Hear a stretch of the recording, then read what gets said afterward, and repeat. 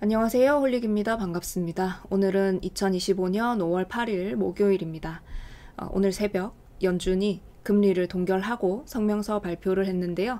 관련 내용 뉴스로 알려드리도록 하겠습니다. 미국의 중앙은행인 연방준비제도가 올해 들어 3회 연속 정책금리를 동결했습니다.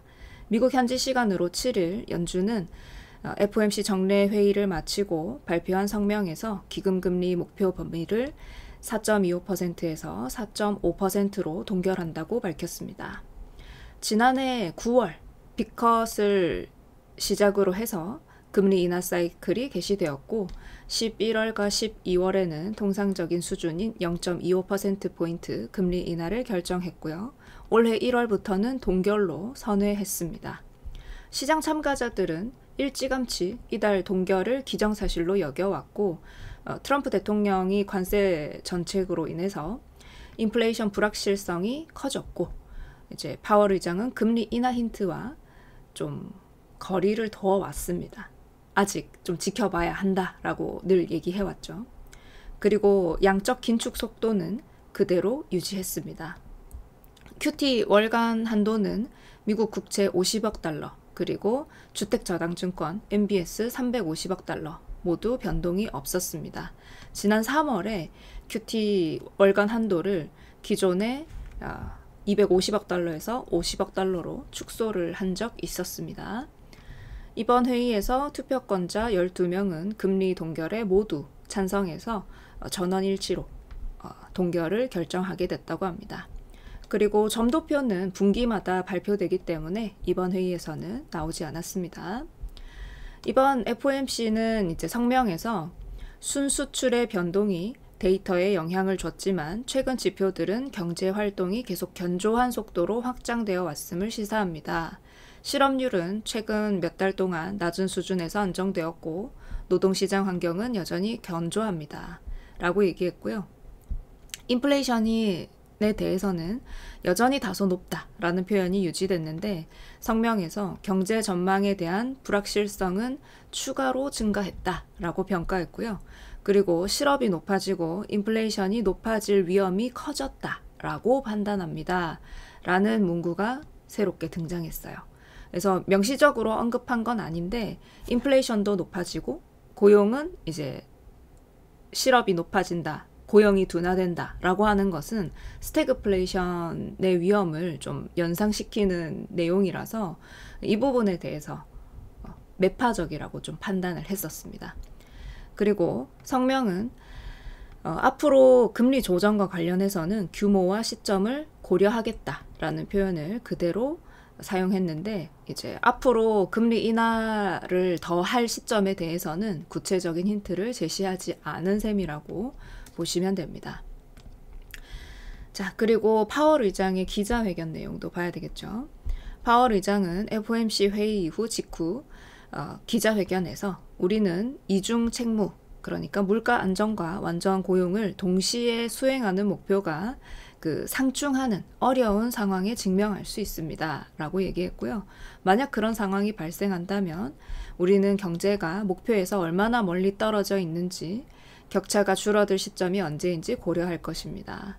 라고 했고 지금은 위험이 높아진 상황입니다. 인플레이션, 실업률 모두 상승했는데 이 두 가지를 모두 주시해야 합니다. 라고 했고요. 그리고 관세가 경제에 미치는 영향에 대한 추가적인 명확성을 기다리고 있고 그동안 정책 금리는 적정 수준에 머물 것으로 생각합니다. 여전히 파월 의장도 금리 수준에 대해서는 이제 좀 선을 그은 거죠. 적정 수준에 머물 것이라고 했으니까. 현재 금리 수준은 다소 또는 적당히 긴축적이다. 이미 지난 가을보다 100bp, 1%포인트 낮은 수준이다. 그래서 우리는 관망하는 것이 좋다라고 생각한다고 말씀을 하셨고요.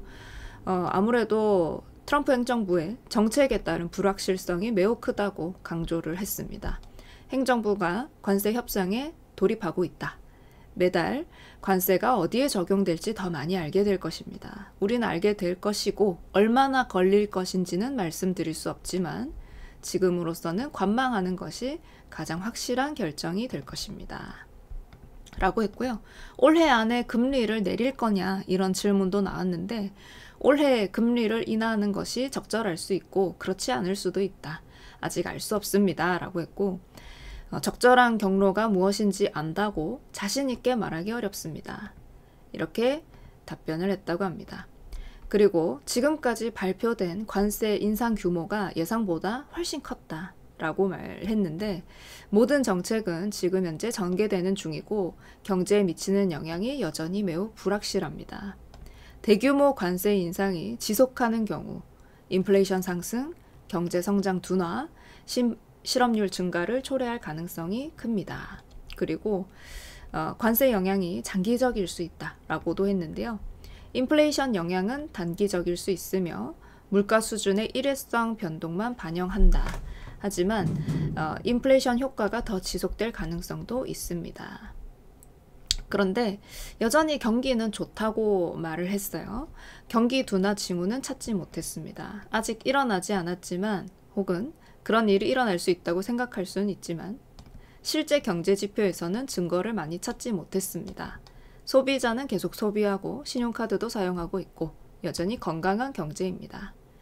그리고 이제 그동안 트럼프 대통령이 금리 인하를 계속 압력해 왔어요. 빨리 금리 인하를 해야 한다라고 여러 번 얘기를 했는데 파월 의장이 여기에 대해서 좀 확실하게 얘기를 해줬습니다. 우리는 항상 경제 데이터와 위험 균형만 고려할 것입니다. 그게 우리가 고려하는 전부입니다.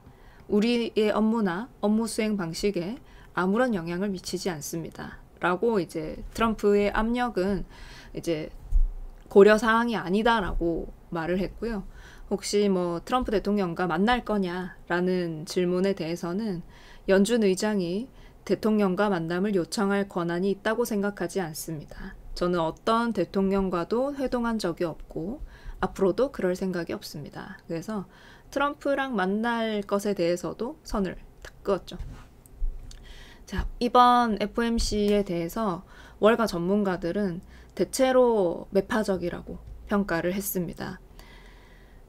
모건 스탠리 이코노미스트들은 이번 연준의 성명이 다소 매파적이다 이렇게 평가를 했는데 이번 성명은 기대치 대비 약간 매파적이었습니다. 위원회는 경기 둔화를 인정하지 않았습니다. 왜 그러냐면 1분기 GDP가 마이너스 성장을 했거든요. 그래서 GDP가 무역에 대해 영향을 받았음에도 불구하고 경제활동이 견고하다라고 표현을 한 거죠. 이 부분을 짚었고요. 골드만삭스 자산운용의 최고 투자 책임자는 연준은 관세가 경제에 미칠 영향을 둘러싼 불확실성 속에서 대기모드 상태에 있다. 6월 회의에서도 현재 금리 수준을 유지할 가능성이 큽니다. 라고 이렇게 얘기를 했고요.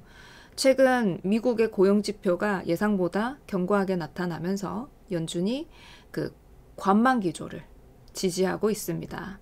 앞으로 금리 인하가 재개되려면 고용이 충분히 약해져야 하는데 거기까지는 시간이 더 걸릴 수 있다라고 하는 거죠. 그래서 전문가들 사이에서도 어쨌든 앞으로 금리 인하를 언제 할 것이냐에 대해서는 되게 갈리는, 의견이 엇갈리는 그런 상황입니다. 자, 이렇게 FOMC 결과가 나왔는데 어제 사실 이 뉴스만 있었던 건 아니에요. 트럼프가 이제 블룸버그 통신에서 얘기가 뉴스 보도가 나왔는데 트럼프가 이제 앞으로 이전 바이든 정부에서 만든 규칙이에요. 중국에 AI 고성능 칩을 수출하려면 이제 등록을 한다든지 승인을 받아야 한다든지 절차를 굉장히 복잡하게 만들어 놨었거든요. 그래서 중국에 대한 반도체 칩 수출 규제였습니다. 근데 그게 15일부터 시행이 될 텐데 이제 기한이 도래하더라도 시행하지 않을 가능성이 높다. 그러니까 이제 기존의 바이든 정부가 만든 이 규칙이 너무 좀 복잡해서 이런 것들을 좀 더 단순화한 새로운 규칙을 만들 거다 하는 그런 뉴스 보도가 있었거든요. 그래서 여러 가지 뉴스들이 겹치면서 시장이 굉장히 좀 많이 움직였습니다. 나스닥 선물을 보시면 3시 반, 한국 시간으로 새벽 3시 반에 발표가 나왔거든요. 성명서 발표가 있었어요. 그때도 좀 흔들기가 있었는데 뒤쪽에 4시 반경에 또 엄청나게 큰 캔들이 있죠. 위아래로 여러 번 이렇게 왔다 갔다 하는 모습이 있었고요. 지금 현재로서는 밤 시간보다는 많이 진정되었는데 결국은 어제 저녁에 거래되었었던 가격이랑 비슷한 수준까지 왔어요. 밑으로 한번 빠졌다가 다시 올라오는 이런 모습이었습니다. 이렇게 FOMC 또 한번 지나가게 됩니다. 오늘 국내 시장에서는 월간 옵션 만기가 돌아오거든요. 또 투자 대응하시는 분들 화이팅 하시고 안전하게 대응하시고 성투하시기 바랍니다. 시청해 주셔서 감사합니다.